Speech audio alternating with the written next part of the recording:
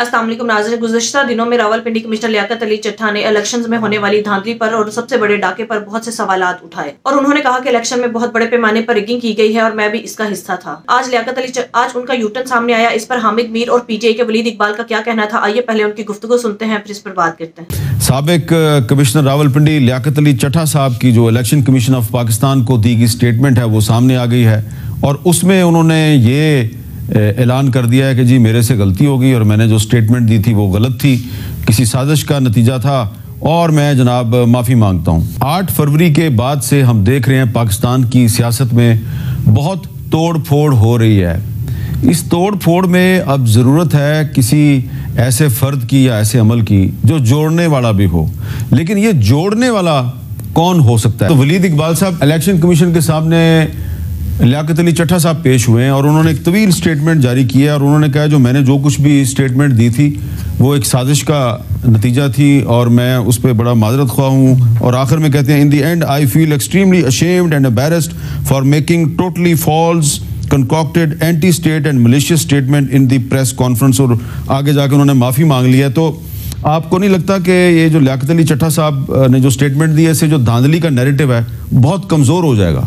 मेरे ख्याल में बिल्कुल कमज़ोर नहीं होगा। आज 14वां दिन है और इलेक्शंस एक्ट का सेक्शन 95 कहता है ना डिस्प्ले वो अपलोड करें फॉर्म, वो डेडलाइन मीट कर सकी है इलेक्शन कमीशन। कितनी डेडलाइनें इलेक्शन कमीशन ने मिस की हैं? कानून का इनहराफ, कानून की खिलाफ वर्जी और जिस दीदा दलेरी से की है, मैंने तो कहा है ना कि अब इंटरनेशनल कम्युनिटी भी आंखें नहीं बंद कर रही, यहाँ तक ये नौबत आ गई है। तो ये एक इस बयान से या पहले एक कॉन्फ्रेंस और फिर दूसरा बयान, देखें रियासत 2 किस्म की होती है। मैं किसी एक बड़े अच्छे रिसर्च पेपर में पढ़ रहा था हाल ही में, रियासत या होती है पेरेंटल यानी कि वो पिदराना किस्म की एक रवैया रखती है शहरियों और माँ के जैसी। हाँ जी पेरेंटल माँ के जैसी, या दूसरा प्रेडेटरी शिकारी जैसी।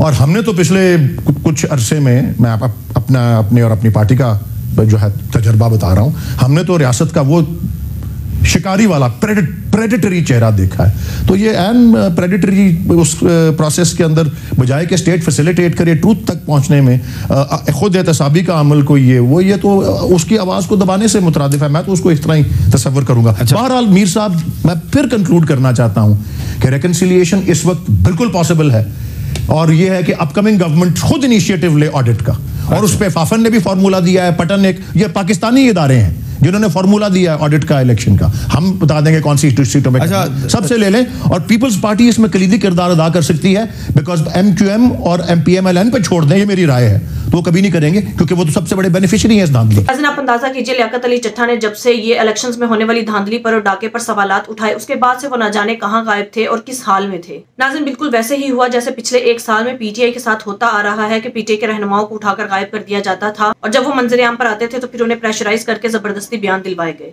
इस वक्त रियासती जबर इस हद तक पहुंचा हुआ है कि अगर कोई हक और सच की बात करता है या अपने ज़मीर को जगाता है तो उसे गायब कर दिया जाता है। उसे इस कदर प्रेशराइज किया जाता है, ब्लैकमेल किया जाता है कि वो अपने ही बयान से मुकर जाता है और यूटर्न ले लेता है। बिल्कुल सेम उसी तरह जैसे 9 मई का वाकया हुआ तो इस पर बहुत से पीटीआई के लीडरान का कहना था कि इसमें इमरान खान का कोई अमल दखल नहीं और इमरान खान ने बिल्कुल ऐसा करने को नहीं कहा था। लेकिन जब उन्हें गायब कर दिया गया, उन्हें अगवा करके जबरदस्ती इस बात पर मजबूर किया गया, प्रेशराइज किया गया, तो फिर वो इस बात के बरक्स बयान देने पर मजबूर हो गए। नाज़रीन, ये सबसे बड़ी बदकिस्मती है कि पाकिस्तान में हक और सच की आवाज को शुरू से ही दबाया जाता है और प्रोपेगेंडा और झूठ को सामने लाया जाता है। नाज़रीन, आपके इस बारे में क्या राय है? कॉमेंट में जरूर बताइएगा। अगली वीडियो में मिलते हैं, तब तक के लिए अल्लाह।